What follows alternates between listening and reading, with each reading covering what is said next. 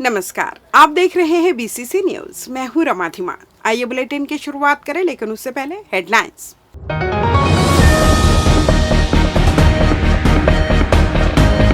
जिले में गैस की कालाबाजारी पर बड़ी कार्रवाई, अवैध रूप से संचालित सैकड़ों सिलेंडर जब्त। यातायात पुलिस ने चलाया अभियान, 913 शराबी वाहन चालकों पर हुई कार्रवाई। घर के आंगन में 3 वर्षीय मासूम को काटा सांप ने, हुई दर्दनाक मौत। और चैत्र नवरात्र का हुआ शुभारंभ, शक्ति की उपासना में डूबे श्रद्धालु। हेडलाइंस के बाद खबरें विस्तार से। जिले में एलपीजी सिलेंडर की कालाबाजारी और अवैध भंडारण के विरुद्ध खाद्य विभाग द्वारा चलाए जा रहे विशेष अभियान के तहत बड़ी कार्रवाई की गई। शहर के मधुबन दयालबंद क्षेत्र में मुक्तिधाम के पास की गई इस छापामार कार्रवाई में भारी मात्रा में घरेलू गैस सिलेंडर एवं संबंधित उपकरण जब्त किए गए। खाद्य नियंत्रक ने कहा कि अवैध भंडारण के खिलाफ कार्रवाई जारी रहेगी। उन्होंने लोगों से अपील की है कि जिले में एलपीजी की पर्याप्त उपलब्धता है और बुकिंग नियमानुसार करें। खाद्य विभाग की टीम द्वारा की गई कार्रवाई में मौके पर पहुंचकर जांच के दौरान 14.2 किलोग्राम के 100 घरेलू गैस सिलेंडर, 5 किलोग्राम के 263 गैस सिलेंडर, चूल्हा बर्नर, 8 बोरियों में रेगुलेटर, 6 कार्टून एवं 25 नग खुले में प्रेशर वॉल्व, 25 नग 5-5 के बंडल में जब्त किए गए। यह पूरी सामग्री अवैध रूप से भंडारित कर कालाबाजारी के उद्देश्य से रखी गई थी। विभाग द्वारा मौके पर ही सभी वस्तुओं को जब्त कर आवश्यक वैधानिक कार्रवाई की गई। विशेष अभियान के तहत लगातार कार्रवाई जारी रहेगी। खाद्य विभाग द्वारा जिले में एलपीजी वितरण व्यवस्था को पारदर्शी एवं सुचारू बनाए रखने के लिए विशेष अभियान चलाया जा रहा है। इसी अभियान के अंतर्गत अब तक 8 प्रकरणों में 310 से अधिक सिलेंडर जब्त किए जा चुके हैं। लगातार हो रही इन कार्रवाई से अवैध कारोबारियों में हड़कंप है। खाद्य नियंत्रक अमृत कुजूर ने जानकारी देते हुए बताया कि जिले के सभी 35 गैस एजेंसी में एलपीजी की पर्याप्त उपलब्धता है। उन्होंने नागरिकों से अपील की कि वे घबराए नहीं और नियमानुसार बुकिंग कर निर्धारित दरों पर ही गैस सिलेंडर प्राप्त करें। उन्होंने यह भी स्पष्ट किया कि कालाबाजारी या अवैध भंडारण करने वालों के विरुद्ध कड़ी से कड़ी कार्रवाई की जाएगी। छत्तीसगढ़ हाईकोर्ट ने सरकारी राशि के गबन से जुड़े एक अहम मामले में सख्त रुख अपनाते हुए आरोपी को राहत देने से इनकार कर दिया। कोर्ट ने स्पष्ट किया है कि गंभीर अपराधों में केवल गवाह पेश न होने के आधार पर आरोपी को फायदा नहीं दिया जा सकता। ऐसे मामलों में निष्पक्ष ट्रायल सुनिश्चित करना न्यायालय की जिम्मेदारी है। मामला अंबिकापुर से जुड़ा हुआ है, जहां पुलिस विभाग में पदस्थ आरक्षक सत्यप्रकाश भगत पर करीब 26 लाख रुपए की शासकीय राशि गबन करने का आरोप है। आरोप के मुताबिक आरोपी ने वेतन शाखा में कार्यरत रहते हुए कंप्यूटर सिस्टम के जरिए अपने खाते और परिजनों के खातों में गलत तरीके से रकम ट्रांसफर करवाई। बताया गया कि आरोपी ने नक्सल भत्ता और राशन मनी जैसी छोटी रकम को बढ़ाकर हजारों लाखों रुपए अपने खाते में डलवाए। इस तरह अलग अलग अवधि में बड़ी रकम का गबन किया गया। मामले में वर्ष 2014 में अपराध दर्ज हुआ और ट्रायल कोर्ट में सुनवाई शुरू हुई। हालांकि करीब 28 अवसर दिए जाने के बावजूद अभियोजन एक भी गवाह पेश नहीं कर सका। समन, जमानती वारंट और गिरफ्तारी वारंट जारी होने के बाद भी गवाह अदालत में पेश नहीं हुए। इस पर ट्रायल कोर्ट ने 2020 में आरोपी को दोष मुक्त कर दिया।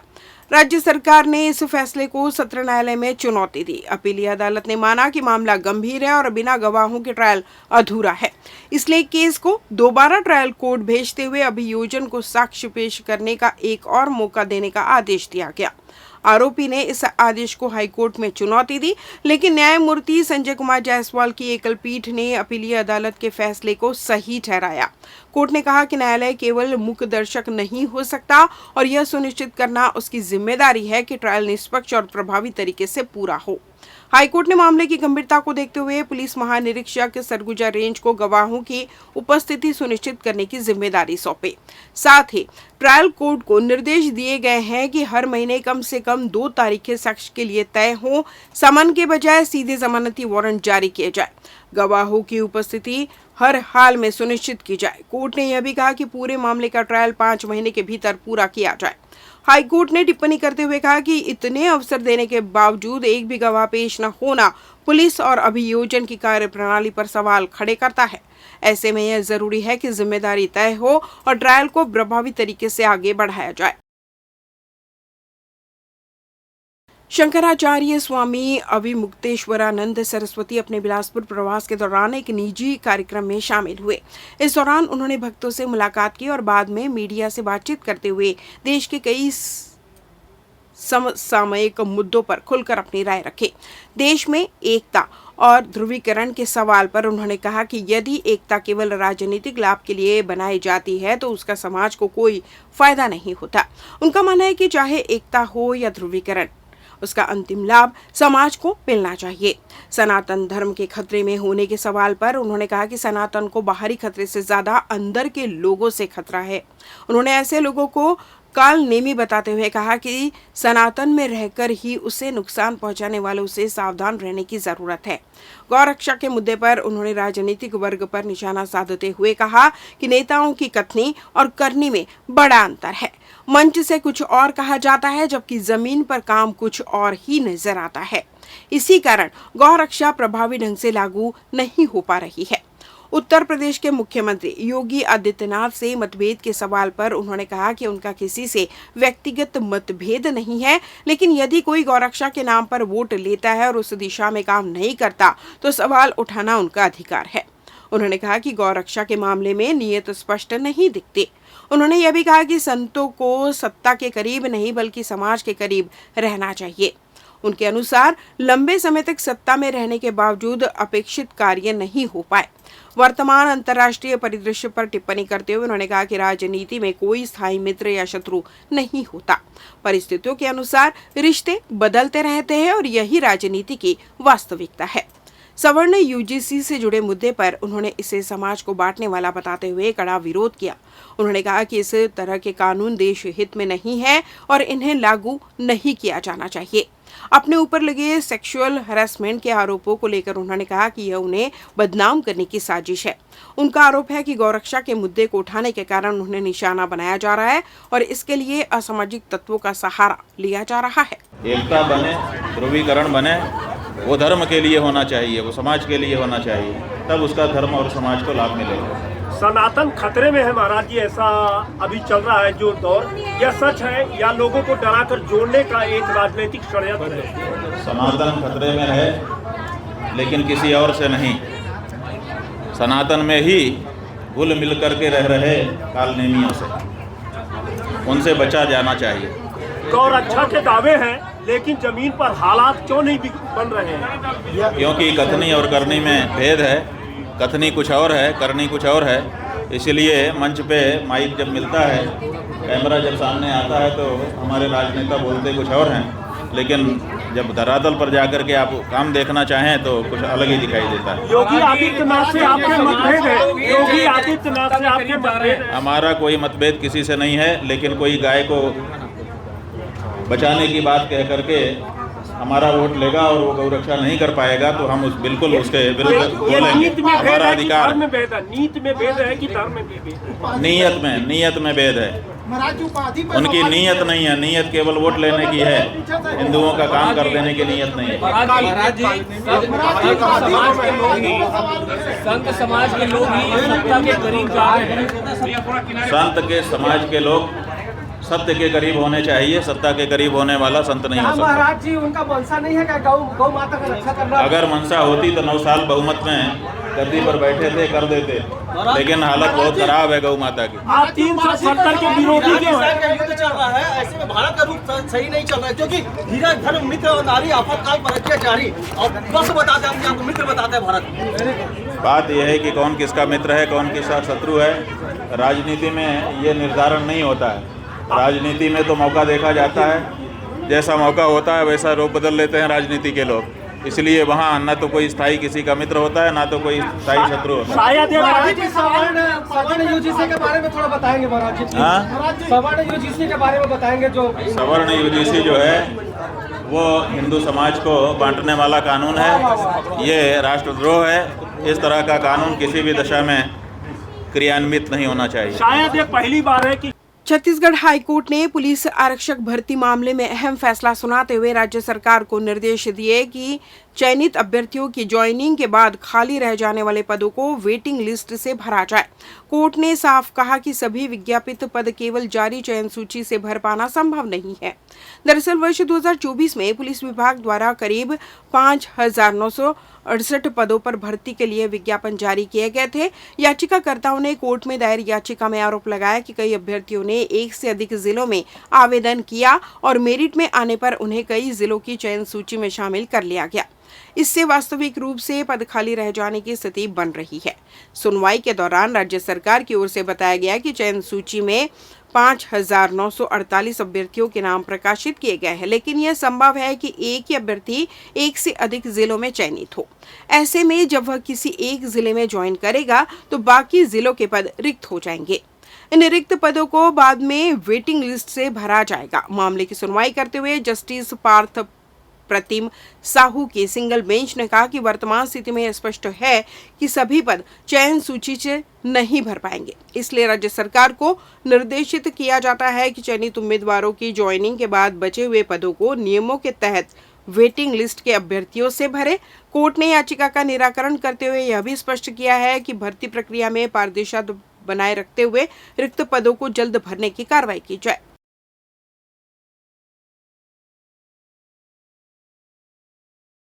शहर में यातायात नियमों के उल्लंघन और खासकर शराब पीकर वाहन चलाने वालों के खिलाफ बिलासपुर पुलिस ने सख्त अभियान चलाया। सड़क दुर्घटनाओं पर नियंत्रण के लिए विशेष रूप से ड्रंक एंड ड्राइव, बिना हेलमेट, बिना सीट बेल्ट, तेज रफ्तार, ट्रिपल सवारी, गलत दिशा में वाहन चलाना और मोबाइल का उपयोग करते हुए ड्राइविंग करने वालों पर कार्रवाई की जा रही है।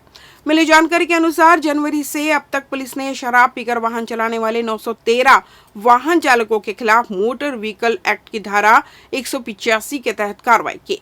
सभी मामलों को न्यायालय में प्रस्तुत किया गया है और आरोपियों पर भारी जुर्माना लगाया गया है। पुलिस ने यह भी स्पष्ट किया है कि जिन वाहनों को जब्त किया गया है और उनके मालिक न्यायालय से सुपुर्दगी नहीं ले रहे हैं, उन वाहनों की जल्द ही नियमानुसार नीलामी की प्रक्रिया शुरू की जाएगी। लेते हैं छोटा सा ब्रेक। पिछले 17 वर्षों से रियल एस्टेट के क्षेत्र में दे रहे हैं अपनी सेवाएं और लगातार शहर की जनता को एक नई लिविंग लाइफस्टाइल। अपने कार्यों एवं सेवाओं के माध्यम से लाखों लोगों की उम्मीदों को दिया है आकार।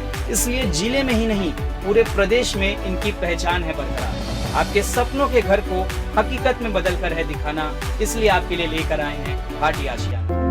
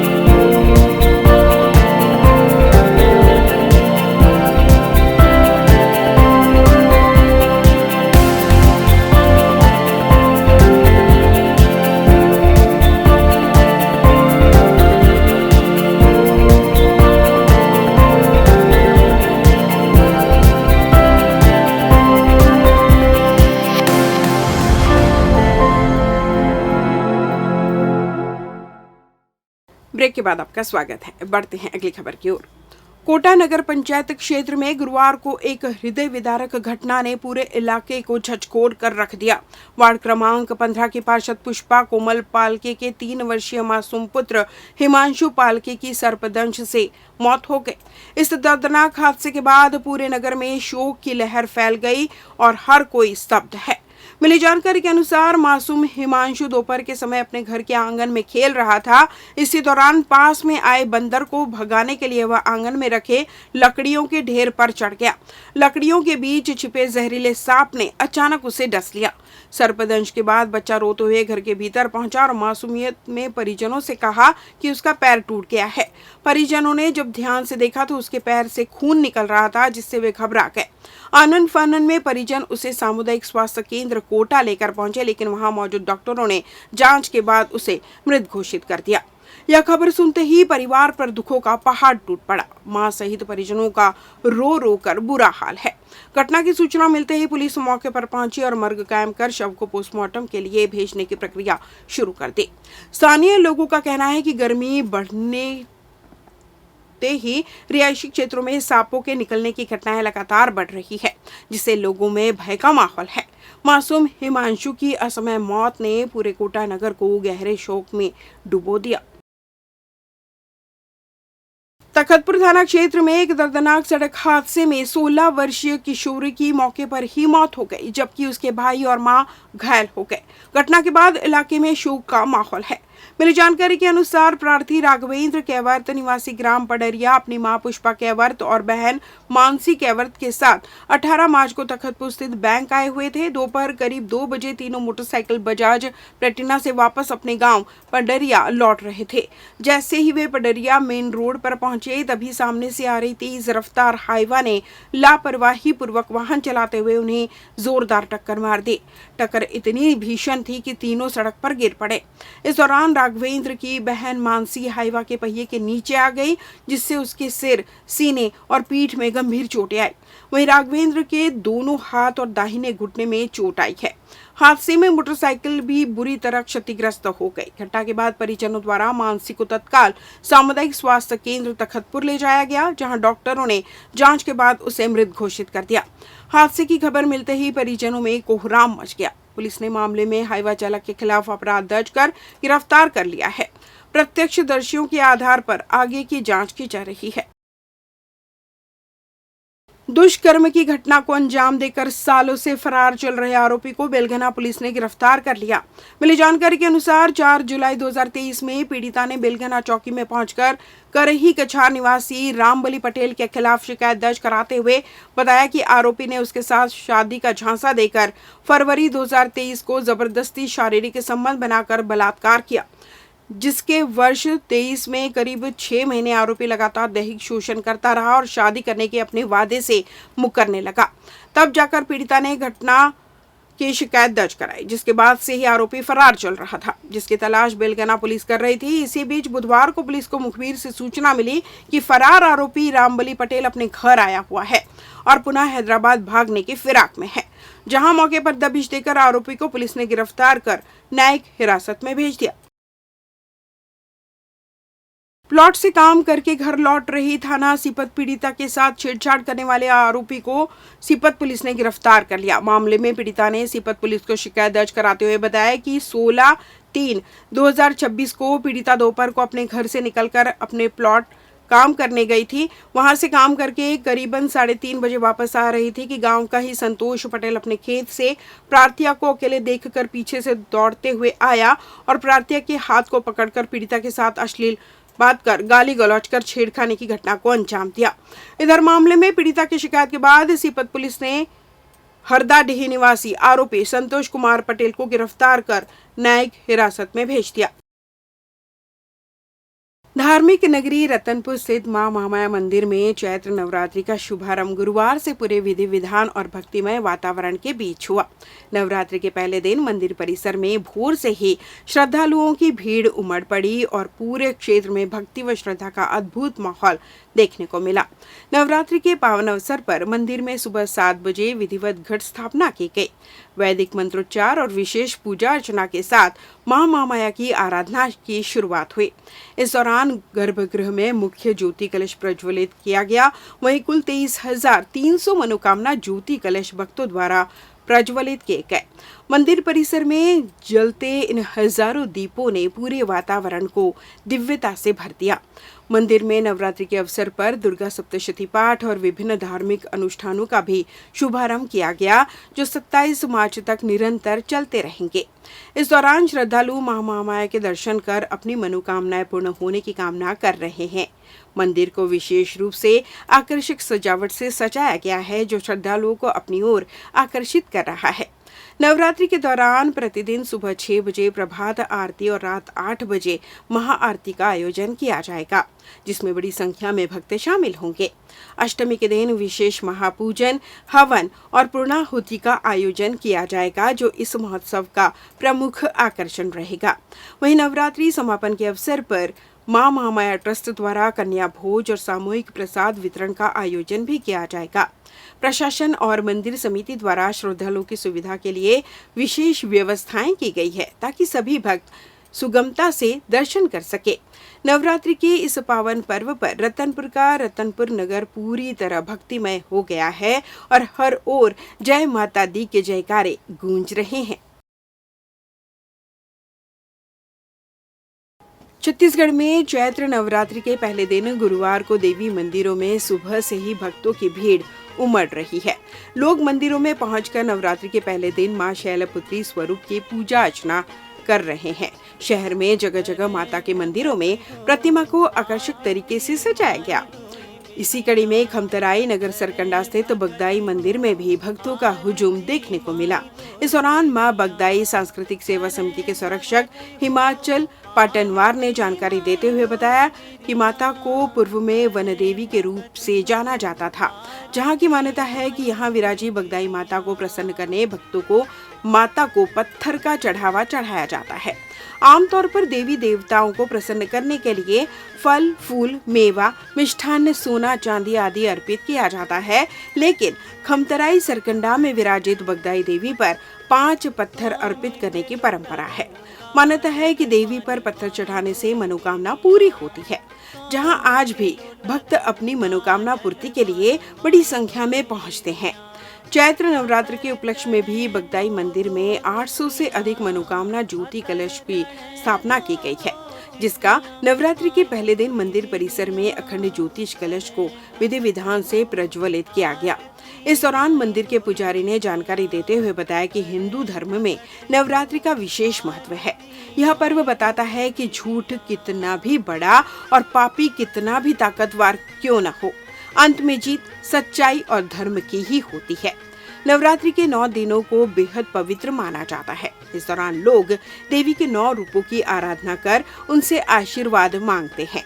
मान्यता है कि इन 9 दिनों में जो भी सच्चे मन से मां दुर्गा की पूजा करता है, उसकी सभी इच्छाएं पूर्ण होती है। इस खास मौके को और भी भक्तिमय बनाने बगदाई सांस्कृतिक सेवा समिति द्वारा मंदिर परिसर में नवरात्रि तक रोजाना शाम से ही जसगीत कार्यक्रम का आयोजन किया जा रहा है, जिसका रसपान करने बड़ी संख्या में क्षेत्र के भक्तगण पहुंच रहे हैं। इसी बीच जिला पंचायत अध्यक्ष राजेश सूर्यवंशी माता के दर्शन करने पहुंचे, जिन्होंने माता के आरती में शामिल होकर अंचल के सुख समृद्धि की कामना की। भारत देश ऐसे भी हिंदू धर्म संस्कृति ऋषि मुनि महान पुरुषों का देश है। हिंदू नव वर्ष में आज चैत्र नवरात्रि जो सत्संग बोला जाता है, उसमें आज हिंदू धर्म में नव वर्ष का शुभारंभ होता है।